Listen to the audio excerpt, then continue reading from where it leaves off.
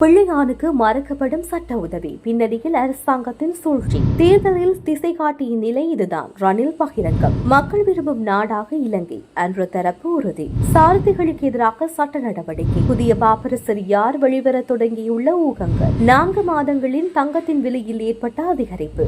கொழும்பு பல்கலைக்கழக துணைவேந்தர்கள் படுகொலை ரில்வின் சில்வாவிடம் விசாரிக்குமாறு சிஐடிக்கு சவால். இஸ்லாமிய இயக்கத்தைச் சேர்ந்த ஒருவர் ஆளும் கட்சியில் போட்டி.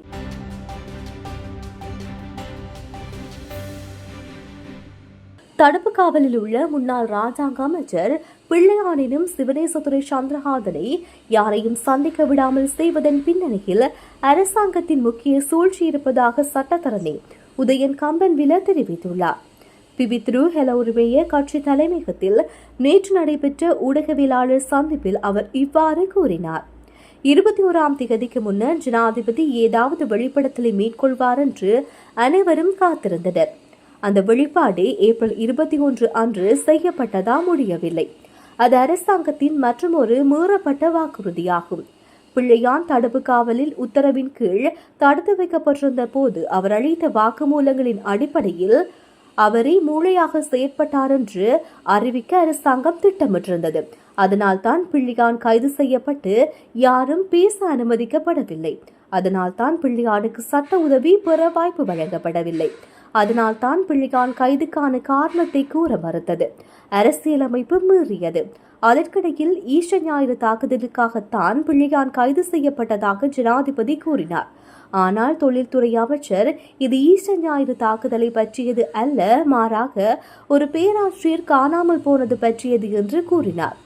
ஈஸ்டர் ஞாயிறு தாக்குதல் குறித்து முக்கிய தகவலை பிள்ளையான் வெளிப்படுத்துவதாக போலீஸ் துறை அமைச்சர் நாடாளுமன்றத்தில் தெரிவித்தார். இந்த நிலையில் அமைச்சரின் கூலி சமூக ஊடக பயனர்கள் பிள்ளையான் எல்லாவற்றையும் கைவிட்டு விட்டார் மற்றும் பிள்ளையான் ஈஸ்டர் ஞாயிறு தாக்குதலில் ஈடுபட்டார் போன்ற தலைப்புச் செய்திகளை வெளியிட்டது.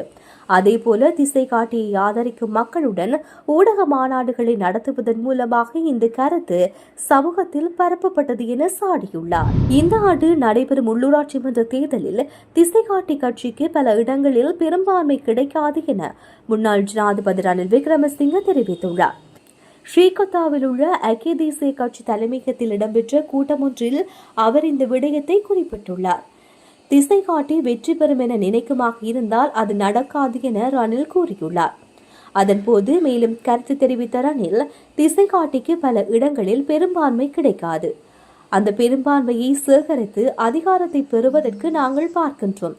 நாங்கள் மட்டுமல்ல, மற்ற குழுக்களும் ஒன்று சேர வேண்டும். ஐக்கிய மக்கள் சக்தி பற்றி எனக்கு தெரியாது, ஆனால் பல குழுக்கள் ஒன்று சேரும் போது அவர்களும் இதை ஒப்புக்கொள்வார்கள். அப்படி அவர்கள் ஒன்று சேரும் போது அதிக உறுப்பினர்கள் கொண்ட குழுவிலிருந்து உள்ளூராட்சி நிறுவனங்களின் தவிசாளர்கள் நியமிக்கப்படுவார்கள். நாம் இப்போது செய்ய வேண்டிய பாரிய நாடாளுமன்ற உறுப்பினர்களின் குழுவை பெறுவதுதான். நாம் மற்றவர்களுடன் மோதாமல் அதை செய்ய வேண்டும். சீனாவிற்கு பிறகு சர்வதேச அளவில் மிக சக்தி வாய்ந்த அரசாங்கம் எங்களிடம் உள்ளது. ஏனென்றால் நாங்கள் ஒரு கடிதம் அனுப்பியவுடன் ஜனாதிபதி டிரம்ப் 90 நாட்களுக்கு வரியை ஒத்திவைப்பதாக கூறினார் என்றார். மக்கள் விரும்பும் நாடாக இலங்கையை மாற்றி காட்டுவோம் என தேசிய மக்கள் சக்தி வன்னி மாவட்ட நாடாளுமன்ற உறுப்பினர் மகன் ஜெகதீஸ்வரன் தெரிவித்துள்ளார். வவுனியாவில் நேற்று இடம்பெற்ற மக்கள் சந்திப்பின் போதே அவர் இவ்வாறு குறிப்பிட்டுள்ளார். அவர் மேலும் தெரிவிக்கையில், தற்போது பல கட்சிகள் போலியான பிரச்சாரங்களை முன்வைத்துள்ளனர். நாங்கள் மக்கள் பிரச்சினைகளை தீர்க்க அவர்களுடன் கைகோர்த்து நிற்கின்றோம். வடக்கிற்கு முதலாவது அதிக நிதியை ஒதுக்கிய கட்சி எமது தேசிய மக்கள் சக்திதான்.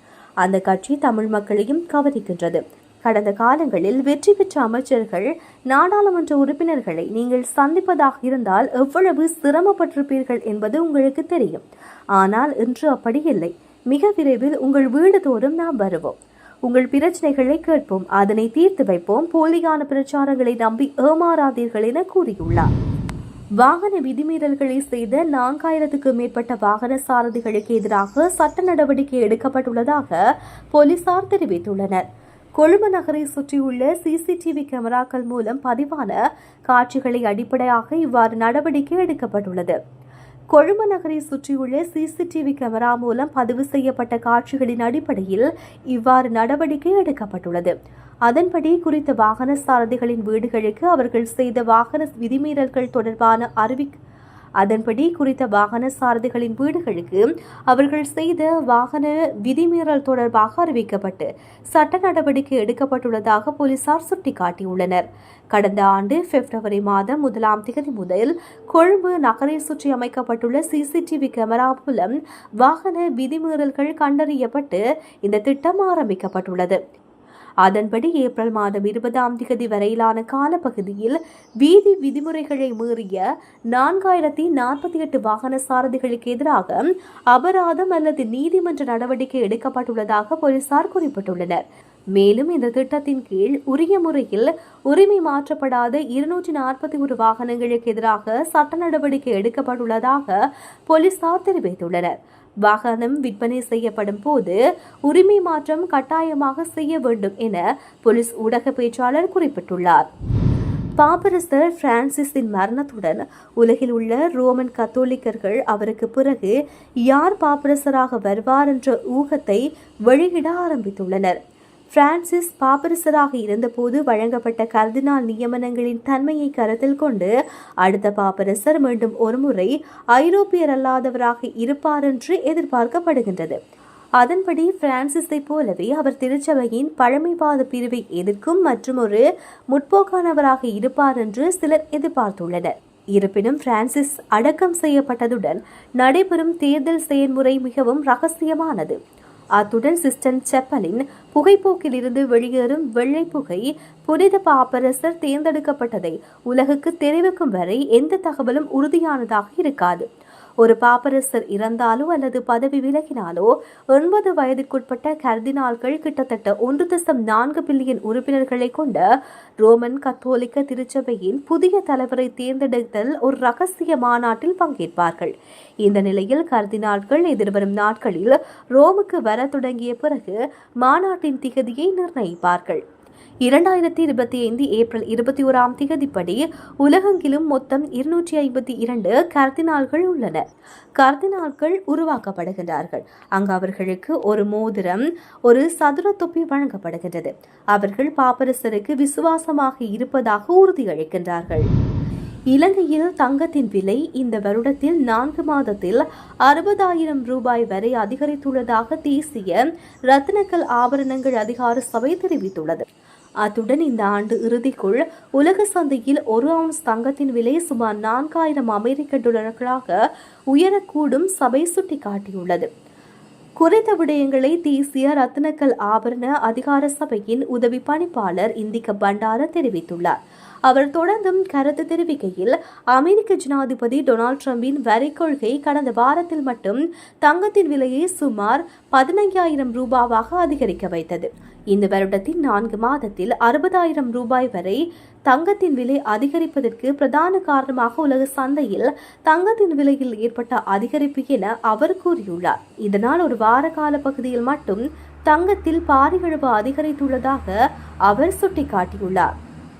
இவ்வாறான சூழ்நிலையில் எதிர்காலத்தில் தங்கத்தின் விலை குறைய வேண்டுமெனில் மத்திய வங்கி தங்க இருப்புகளை வெளியிட வேண்டும் என்றும் அரசு சபையின் உதவி பணிப்பாளர் இந்திக்க பண்டார வேண்டுகோள் விடுத்துள்ளார்.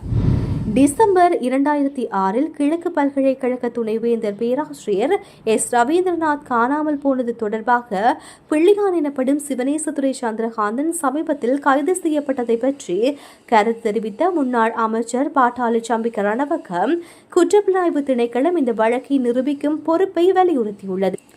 எனினும் கொழும்பில் நடைபெற்ற 2வது கிளர்ச்சியின் போது கொழும்பு பல்கலைக்கழகத்தின் துணைவேந்தர் பேராசிரியர் ஸ்டாலின் விஜயசுந்தர மற்றும் மொரட்டுவ பல்கலைக்கழகத்தின் துணைவேந்தர் பேராசிரியர் சந்திரரத்ன படவவிதானே ஆகியோர் படுகொலை செய்யப்பட்டனர். இந்த இருவருடைய படுகொலையையும் அரசாங்கம் விசாரிக்க வேண்டும்.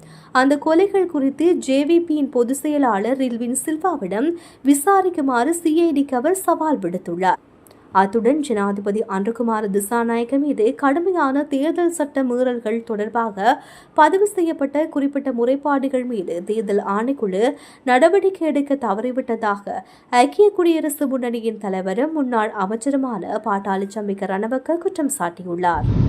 சர்வதேச இஸ்லாமிய இயக்கத்தைச் சேர்ந்த ஒருவர் ஆளும் தேசிய மக்கள் சக்தியின் சார்பில் உள்ளூராட்சி மன்ற தேர்தலில் போட்டியிடுவதாக குற்றம் சுமத்தப்பட்டுள்ளது. பொதுபல சேனா இயக்கத்தின் பொதுச் செயலாளர் கலகொடியாதே ஞானசார தேரர் இந்த குற்றச்சாட்டை முன்வைத்துள்ளார். இலங்கையை இஸ்லாமிய ராஜ்யமாக மாற்ற வேண்டும் என முயற்சிகளை மேற்கொண்ட பலரும் இன்று அரசாங்கத்துடன் இணைந்து கொண்டுள்ளதாக அவர் தெரிவித்துள்ளார். கொழும்பில் நடைபெற்ற செய்தியாளர் சந்திப்பில் அவர் இதனை தெரிவித்துள்ளார். 1990களில் இருந்து இலங்கையை இஸ்லாமிய தேசமாக மாற்றுவதற்கான முனைப்புகளில் ஈடுபட்ட அதற்காக பயிற்சிகளுக்காக வெளிநாடுகளுக்கு இளைஞர்களை அனுப்பியவர்கள் பலர் என்று எவ்வித வெட்கமுமின்றி அரசாங்கத்துடன் இணைந்து கொண்டனர் என அவர் குற்றம் சுமத்தியுள்ளார். இந்த நோக்கத்தை நிறைவேற்றிக் கொள்வதற்காக தேசிய மக்கள் சக்தியின் காத்தாங்குடி வேட்பாளராக புகாரி முகமது பிலிதோஸ் நலீம் என்பவர் தேர்தலில் போட்டியிடுவதாக குற்றம் சுமத்தியுள்ளார். ஜமாதி இஸ்லாம் போன்ற அமைப்புகளை அரசாங்கம் தடை செய்ய வேண்டும் என, அவ்வாறு செய்தால் கர்தினால் உள்ளிட்ட கத்தோலிக்க சபை மகிழ்ச்சி அடையும் என அவர் தெரிவித்துள்ளார். இந்த அரசாங்கத்தின் ஊடாக உயிர்த்த ஞாயிறு தற்கொலை தாக்குதல் சம்பவத்துக்கு நீதி கிடைக்கும் என எதிர்பார்க்க முடியாது என கலகொடியாதே ஞானசார தேரர் தெரிவித்துள்ளார்.